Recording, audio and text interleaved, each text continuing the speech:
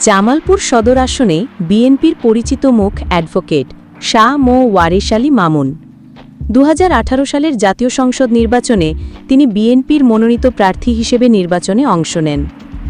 দীর্ঘদিন ধরে জামালপুর জেলা বিএনপির সাধারণ সম্পাদক এবং কেন্দ্রীয় কমিটির সহ-সংগঠক হিসেবে দায়িত্ব পালন করছেন। স্থানীয় রাজনীতিতে তার জনপ্রিয়তা অনেকটাই ভিত্তির ওপর দাঁড়ানো। জনগণের নানা সমস্যা নিয়ে তিনি বারবার কথা বলেছেন গণমাধ্যমে ও দলীয় সভায়। 2024 সালে মহিলা দলের প্রতিষ্ঠাবার্ষিকীতে প্রধান অতিথি হিসেবে উপস্থিত থেকে তিনি বলেন, গণতন্ত্র পুনরুদ্ধার ছাড়া দেশের উন্নয়ন সম্ভব নয়।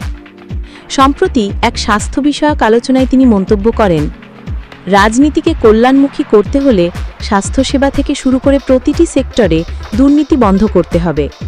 তবে রাজনৈতিক অঙ্গনে তার পথচলা খুব সহজ ছিল না। বিএনপির অন্যান্য নেতাকর্মীর মতো তাকেও মিথ্যা মামলা ও হয়রানিমূলক গ্রেফতার মোকাবিলা করতে হয়েছে। তার দাবি, সরকার দলীয় প্রভাব খাটিয়ে জামালপুরে বিএনপি নেতাদের শান্তিপূর্ণ কর্মসূচিতেও বাধা দেওয়া হয়। তারপরেও তিনি মাঠে সক্রিয়, দলের নেতাকর্মীদের পাশে দাঁড়িয়ে জনগণের দাবি তুলে ধরছেন। বর্তমান রাজনৈতিক বাস্তবতায় জামালপুর 5 আসনে বিএনপির সম্ভাব্য প্রার্থী হিসেবে শাহ ম ওয়ারেস আলী মামুনকে ঘিরে আলোচনা আবারও শুরু হয়েছে। তিনি কি পারবেন আসন্ন নির্বাচনে নিজের অবস্থান আরও শক্ত করতে? উত্তর সময়ই দেবে।